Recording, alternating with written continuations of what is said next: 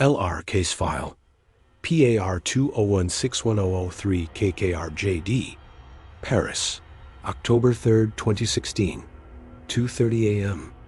In the heart of the 8th arrondissement stands the Hotel de Portales. Behind its heavy black iron gates, there are no signs, no logos, and at this hour, no guards. It's a no-address hotel designed for the world's elite to disappear.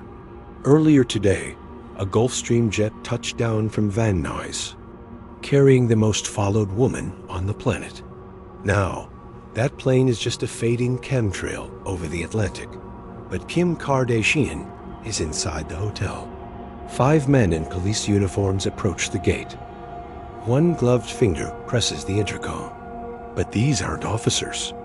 Within seconds, the lead intruder has one question: where is the rapper's wife? They move through the same hallways Kim's bodyguard Pascal had cleared just hours earlier, and the mirrors she used to film her stories. They are following a digital map she drew herself. To Kim, privacy was just another filter. She's scrolling. The jewelry close-ups, the paparazzi clips, the bedroom door, the one she never locked, swinged wide open. 2 masked figures fill in the doorframe. Instead of a camera lens, she's staring down the barrel of a handgun. Her phone hits the floor, the screen shattering like the vanity mirrors she posed in. The largest jewelry heist in French history has just begun.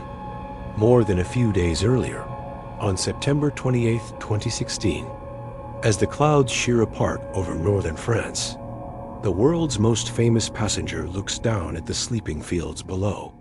Kim Kardashian sits in the forward club seat of a private jet. Across from her, her assistant. In the aisle, her massive bodyguard. They've just pulled a red-eye from Los Angeles, chasing the sunrise toward Paris Fashion Week. For Kim, this is routine. She's crossed this ocean every season since crop tops first became news. In Paris, front row seats are held for her by name, and photographers trade her location like playing cards. The jet touches down at Le Bourget at 10:40 a.m. This is the celebrity side of the airport, the kind of place where passport control comes to you. Courtney and Kendall are arriving on their own charters later. It's October 2016, and the Kardashian brand has never been bigger. Behind Kim's screen, 84 million Instagram followers are waiting. Her show, Keeping Up with the Kardashians, is in its 12th season. Her mobile game has pulled in 160 million Federal Reserve notes and counting. At this point, Kim isn't just a person. She is a global commodity. And in her world, visibility equals valuation. So she does what she does best. She records. The cashmere travel set, the untouched quinoa, the tail number of the jet. She feeds the algorithm the oxygen it craves. Her life moves from LA to Paris in real time, one post at a time. By noon, she's at her first runway show. But as she steps out, the fantasy of total control cracks. A man lunges from the crowd, grabbing her waist and trying to kiss her. Security tackles him into the concrete, while cameras feast on the chaos. The attacker is Vitaly Sedyuk, a stunt provocateur looking for a headline. He calls it satire. Kim calls it a nuisance. She files it away, scrolls past it, and moves on. No blood, no foul. No lesson learned. But there was a takeaway from that moment, one she didn't see. It proved that strangers could get close. It proved that security had gaps. And it proved that the constant visibility that built her empire had also made her the easiest target in the world. The show goes on, the posts continue, and the cameras keep rolling. The engagement. Just before their Paris trip, Kanye West presents Kim with a second engagement ring. A 20-carat emerald-cut diamond set in platinum, worth a staggering 4 million Federal Reserve notes. Once in Paris, she holds the stone up to the morning light, aims her phone like a weapon, and hits post. Within hours, millions of eyes are dissecting its weight, its width, and its worth. But across the city, in rooms that never see daylight, a different set of screens is flickering. There are no emojis here, only notebooks, maps, and shift schedules. These men aren't fans or journalists. They are professionals in a very different industry. As the world likes the photo, this shadow audience logs the glint of the diamond, the layout of the hotel, and the specific nights the hallway falls silent. A file is opened. Angles, timings, and exits begin to be revealed. Kim Kardashian has just given them everything they needed. The hotel. This is the Hotel de Portales, a 19th century mansion that simply refuses to be found. There's no lobby, no brass plaque, and no doorman. Just a narrow alley on Rue Tronchet and heavy iron gates waiting for the right code. Behind that stone facade are 11 luxury apartments that once housed French aristocracy. In 2004, a billionaire bought the keys and carved out secret suites that you won't find on any booking site. Here, reservations travel by whisper, and the lone concierge sits in a cubicle the size of a confessional. This is where Madonna slips through the gates. It's where DiCaprio signs the invisible ledger, and where Kanye once owned a suite he later used for his honeymoon. The promise is simple: disappearance. Step inside, leave the paparazzi behind, and exist outside the public eye. But there's a fatal flaw. Privacy isn't the same thing as security. Inside these walls, there are no armed guards patrolling the halls. No metal detectors shimmer at the entrance. No panic buttons hide under the nightstands. For all the exclusivity, a crisp uniform and a confident nod are still enough to spring the lock. For 16,800 euros a night, you get parquet floors polished like mirrors, crystal chandeliers, and marble bathrooms larger than most Paris studios. But nowhere within these gilded walls is a room that calls itself safe. Those iron gates guard a myth, and they open wide for anyone who looks the part. The Posse. On the edge of Paris, where the high-rises give way to quiet estates, 5 men meet in total silence. None of them are young. None of them are reckless. And every single one carries a rap sheet longer than a night shift metro line. First, there's Omar Abdelkader. They call him Old Omar. At 60 years old, he spent 4 decades turning armed robbery into a professional career. Prison taught him the most important lesson of all: how to delegate risk. Now, he sells his experience to the kids who think a gun is the same thing as a plan. Beside him sits Didier de Broek, known as Blue Eyes. People call him that because no one can ever remember him actually speaking. Methodical and invisible, he's the ghost who slips through cameras, never into them. Then there's Yunus Abbas. Years later, he'd write a memoir claiming he was just support, but his fingerprints are all over the rehearsal. 2 younger specialists round out the entry squad, while drivers, lookouts, and a fence in Antwerp wait in the wings. For weeks, this crew treated Kim Kardashian's Instagram like a police case file. They used her geotags to map the mansion, her stories to track the bodyguard's absence, and her captions to timestamp her every move. They clocked the police patrols on Rue Tronchet, ordered vintage uniforms from a theater supplier, and printed fake badges that gleamed under LED lights. For the getaway, they chose bicycles. Silent, no license plates, and able to vanish down any side street in Paris. When the folder is finally closed, only the hour remains uncertain. They sit, they watch, and they wait for the city to exhale. The night before. It's the day before the robbery. Kim Kardashian glides between runways as camera strobes freeze the seams of her silk trench coat. She stays just long enough for the designers to feel blessed, then ducks into a waiting Maybach that smells of new leather and cold Paris rain. Applause trails her like perfume and camera flashes. Strobes freezes the seams of her silk coat. The night is just starting for the sisters. They want to hit Lark nightclub, where a DJ friend is holding a balcony table. At dusk, the car slips beneath the arched doorway of Azzedine Alaya's showroom. By that time, she's at a private dinner in the Azzedine Alaya showroom, a stone cathedral of couture. Courtney and Kendall arrive, flushed from champagne, and the sisters spend the evening laughing over burrata and truffled honey. They emerge at 9:45 p.m., their voices echoing off the cobblestones under a midnight blue sky. A stone cathedral of couture, or rails of sculpted velvet, wait like silent choir stalls.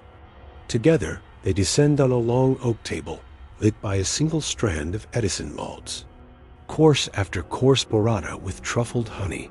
Sea base in paper-thin pastries arrives, while Alaya's assistants whisper fit changes for next season's casting. The sisters crave more neon. Lark.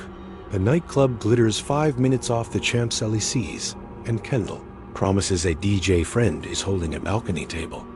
Kim's feet throb in patent pumps. She craves silence more than confetti cannons. Pascal Duvier, broad and watchful, offers to ride back with her. She waves him off, totally dismissing him like swiping photos. Stay with the girls, she insists, convinced the mansion hotel is fortress enough. He hesitates, scans the street, then climbs into the waiting SUV and disappears with the others toward baselines and flashing lights. Alone, her Maybach glides along the Seine, bridges passing like film frames, until it turns into the narrow mouth of Rue Tronchet, just after 1 a.m. on October 3rd. The iron gates of Hotel de Portales part without a sound.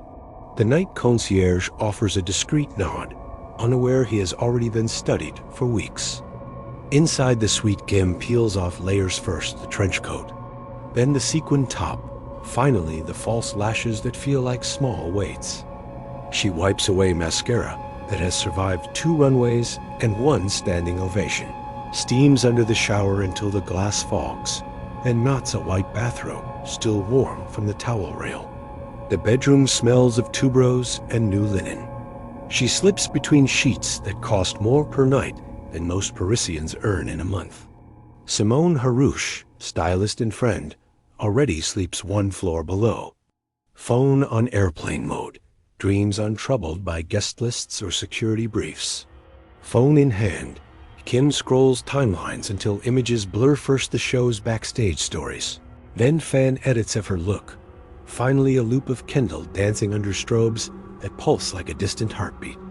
Beyond the shutters, Rue Tronchet lies silent, cobblestones shining under a thin film of rain, the city holding its breath for what it does not yet know is coming. She is now completely alone. The robbery is about to start. 90 minutes slip past, then the door flies open. The cameras snagged 3 people zooming toward Rue Tronchet. The dark cop jackets flashes under the bright streetlights.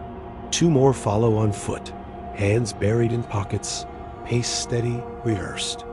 At 2:30 a.m., the 5 gather at the iron gates of Hotel de Portales. Locked, quiet. 1 finger taps the intercom, 3 polite beeps. Inside, the night concierge blinks at the monitor, sees uniforms, badges. He thinks they are the authorities and presses unlock. The instant the door yields, etiquette ends. A gloved hand seizes the concierge. A pistol kisses his ribs. "Où est la femme du rapper?" The question hissed, not shouted. He understands, climbs the stairs ahead of them. Wrists zip-tied, mouth taped, basically a human keycard. 3 stay below to mind the gate and the empty street. 2 ascend with their reluctant guide, footsteps muffled by centuries-old floorboards. Now they are at apartment 1. The lock yields. Kim Kardashian looks up from her screen into ski mask eyes. Behind them the concierge, bound, gagged, bleeding, and in fear. Prank is her first thought. Is this Vitaly again? Chantul, the gun lifts. She grabs for her phone. The call to Pascal fails. The device skitters across marble. Par terre, the order cracks like a whip. She slides off the bed, robe riding, skin meeting cold stone. Omar Abdelkader, old Omar, bends over her, cinches plastic around her wrists, adds a second loop for habit. Didier de Broek kneels, winds duct tape around ankles, calves, no wasted inches. Shifted silk leaves her exposed. Shame floods in alongside adrenaline. Dragging her across the floor, Omar deposits her beside the concierge in the bathroom. Didier hovers, gun steady, while Omar whispers, "La bague," pointing to the diamond-catching halogen light. He twists the ring free. 20 carats slip off without resistance. Didier already works the sweet drawers, boxes, velvet trays, necklaces, earrings, watches, dropped into a duffel bag with surgical calm.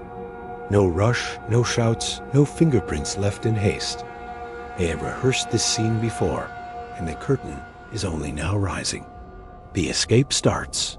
Simone Harouche, asleep on the lower level of the 2-story suite, becomes instantly awake. Kim's voice was a sharp bark, super urgent. Nothing like the usual playful set yells. Absolutely. She does not call out. Instinct tells her to move. Barefoot, she darts into the corridor, turns left, and locks herself in her own bathroom, heart hammering against porcelain tiles. Only then does she dial Pascal Duvier. Pascal is wedged between Kendall's laughter and bass, dropping at Lark Night Club. When the phone vibrates, one syllable from Simone and her panicked, breathless voice is enough. He shoves through velvet ropes, past bouncers who know better than to slow a 6'4" wall of muscle, and hits the pavement running. Champs-Élysées blurs into side streets. 2 kilometers melt under his long stride, each footfall counting seconds he cannot spare. Back at the Mansion Hotel, a lookout monitoring police scanners catches chatter about a patrol car rerouting toward the 8th. The whisper races upstairs. Omar and Didier snatch the loaded duffel bag, satisfied the night has yielded more than they dared price. They shove Kim deeper into the marble bathroom, swing the door shut, and let silence suggest a lock. Bound, gagged, she cannot know the latch is free. All she hears is retreating footsteps and the thud of her own heart. The 5 men leave the way they entered, unhurried. Bicycles lean against the wrought iron fence. Within seconds, pedals spin. Tires hiss over wet cobblestones. A platinum cross necklace slips from a half-zipped pocket, landing with a soft metallic clink, worth $31,000. No one turns back. Pascal rounds the final corner as the last taillight vanishes. He finds, inside Simone, voice trembling. She leads him to the bathroom, where Kim lies shaking, tears cutting mascara trails, repeating the same fractured sentence. "I thought they were going to kill me." The aftermath. Within minutes, Rue Tronchet is drowned in a rhythmic pulse of blue lights. The air is thick with the static of police radios and the sharp echo of boots on pavement. Inside the mansion, Kim stands paralyzed.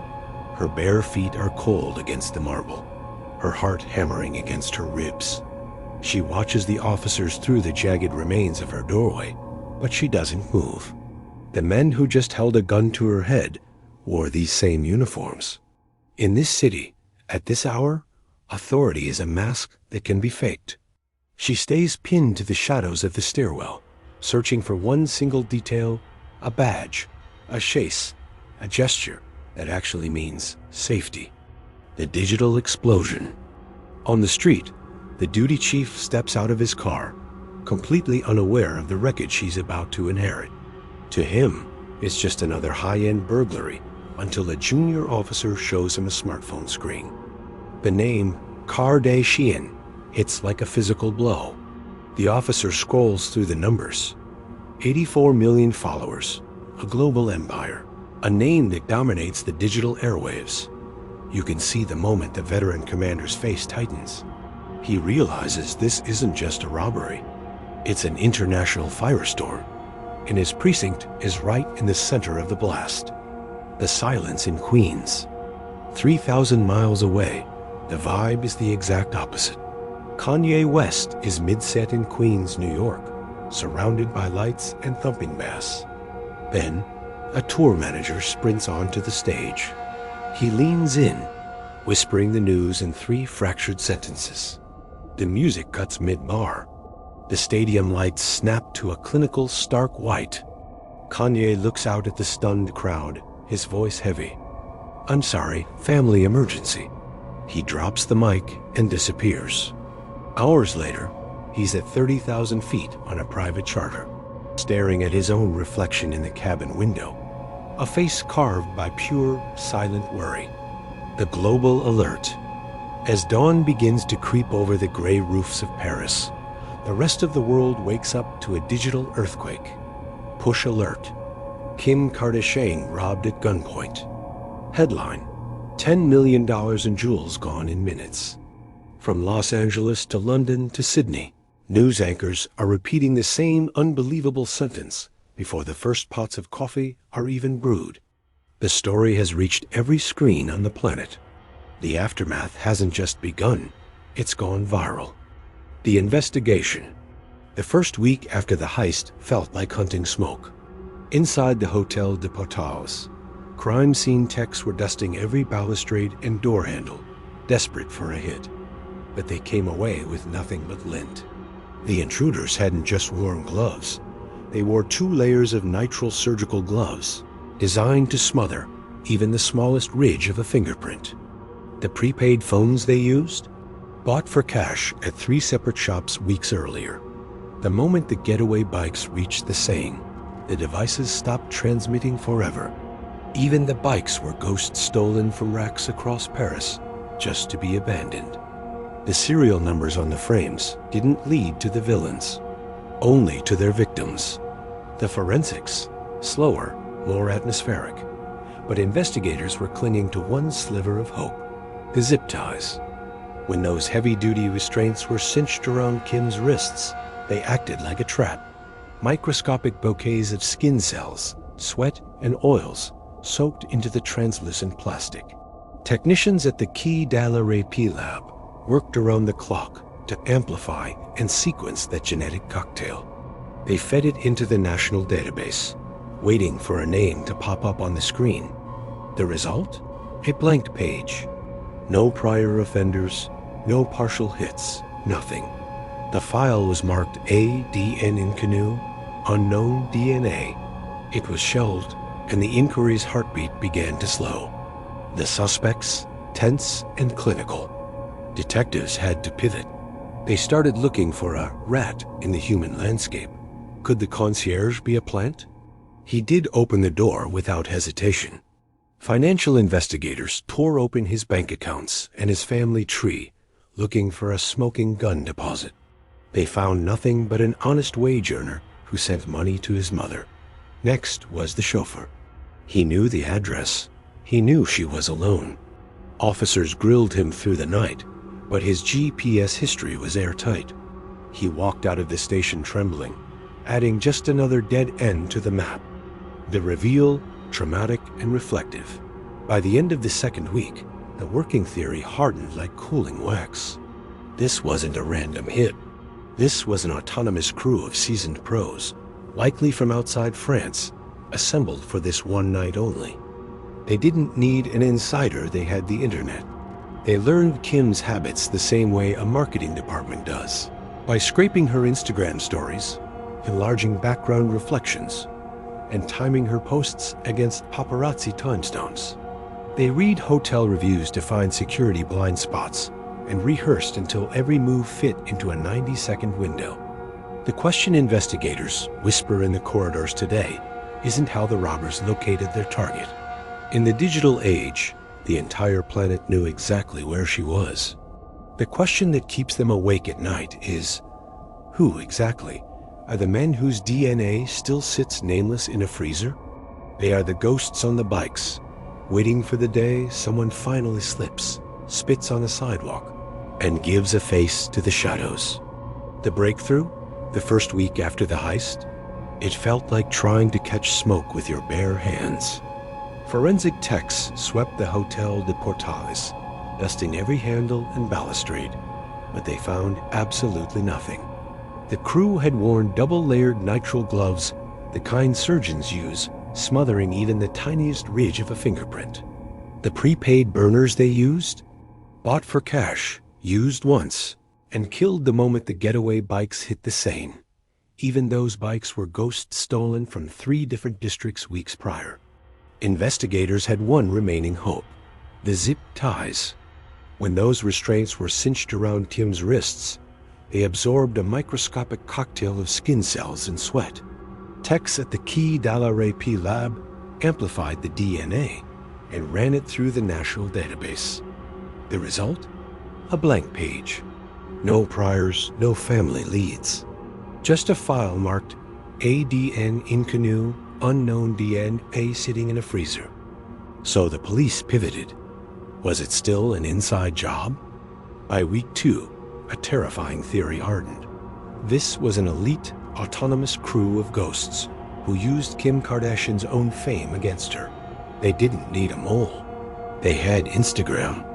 They scraped her stories, enlarged reflections in her photos, and timed her posts against paparazzi feeds. The world didn't just know who she was. They knew exactly where she was. The question wasn't how they found her. It was who they were. Part 2. The disposal, the diamond's fate. But by that time, the physical evidence was already moving. Detectives were convinced the loot began traveling before the sun even came up on the morning after the heist. Their working map pointed northeast to Antwerp, Belgium. This city of narrow lanes and tram bells holds just 3 square blocks that quietly run the global diamond trade. Over 80% of the world's rough stones change hands here, among dealers who know every single flaw of every stone by heart. Inside those anonymous offices, Kim's 20-carat emerald diamond wasn't a treasure. It was just inventory waiting to be erased. In less than 48 hours, that ring would be unmounted. The platinum setting melted down into a shapeless button. The band rolled into wire. A laser saw would slice the main stone along a plane designed to erase its unique inclusion map, the diamond's natural fingerprint. After that, acid baths and intense repolishing to remove any last trace of the original fingerprints. What emerged was no longer Kim Kardashian's famous engagement ring. It was simply a parcel of certified carats, ready for a new certificate and a new anonymous client whose name would never appear on an insurance register. Kim's $4 million solitaire was one of the most photographed diamonds on Earth, but those photos were useless once the facets were rearranged. By the time French investigators dispatched alerts to Antwerp's policing unit, the parcel had probably already vanished into the river of rough that flows through the district every morning. The ring has never been recovered. To this day, it likely exists only as microscopic dust caught in the filters of a Belgian polishing wheel. The men who took it remain ghosts, their DNA still sitting nameless in a freezer, waiting for the day someone slips up. The arrests. For 3 months, the investigation was a graveyard of dead ends. But in January 2017, the silence finally broke. French authorities had been scouring every database they owned, comparing those nameless zip-tie DNA samples to thousands of past offenders. Suddenly, the screen flashed with a hit. The genetic profile from the crime scene matched a man arrested years earlier for an unrelated crime. His name? Omar Abdelkader. To the underworld of Paris, he was known as Old Omar. At 60 years old, he wasn't a hot-headed amateur. He was a seasoned veteran of the city's shadows. The sting was atmospheric. The police didn't move in right away. Instead, they played the long game. They lived in the shadows alongside him, tapping his phones, following his car, and listening to every whispered conversation. Slowly, the web began to reveal itself. Through the wiretaps, names emerged from the static. Didier Debruck, also known as Blue Eyes. Yunus Abbas, the man who would eventually write a book about the night he held up a billionaire. The investigators watched as the network took shape. The planners, the support drivers, and the middlemen who had helped move $10 million in jewelry across borders. By the time the sun began to rise on a cold morning in January 2017, the picture was complete. The raid, high energy, then came the takedown. Coordinated raids exploded across Paris and its suburbs at the exact same time. Police teams burst into 17 different locations. Yunus Abbas was pulled from his bed before he could even rub the sleep from his eyes. Omar was taken in another raid. Didier Debrouck was surrounded and detained. By the time the smoke cleared, all 5 men who had entered the Hôtel des Portals that night were in handcuffs. Every key player from the getaway drivers to the fences who arranged the sale was in custody. The reveal, dramatic. As the suspects were lined up, the world took one look at their faces and realized why they had stayed under the radar for so long. These weren't young, high-tech thieves. Most were in their 60s and 70s career criminals who had been operating since before the internet even existed. The French media immediately gave them the name that would stick forever, the Grandpa Gang. Across the Atlantic, Kim Kardashian received the call she had been waiting for.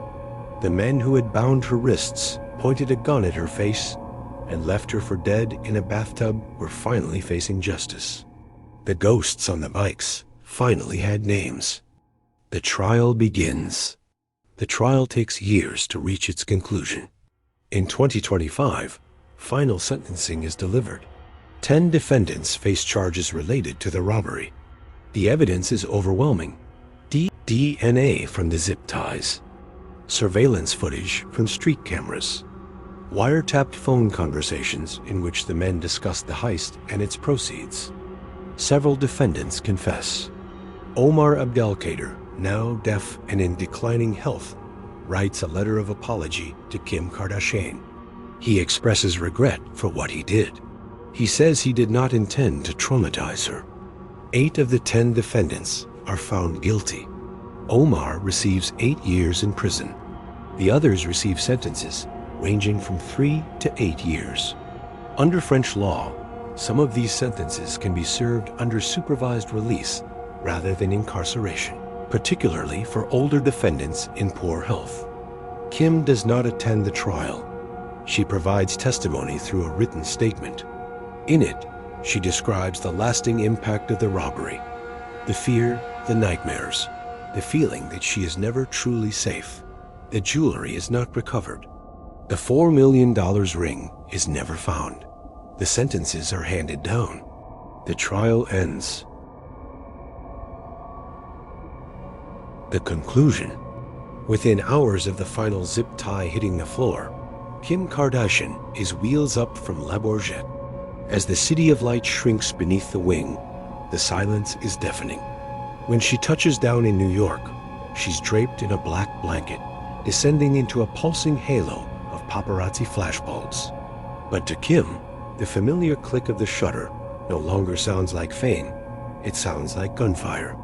For the first time in a decade-long career, built on total exposure, Kim Kardashian goes dark. No sunrise selfies, no emoji captions, no tweet-length confessions. The apps that once measured her heartbeat in likes fall silent. 84 million followers scroll an empty feed, wondering if she's been hacked.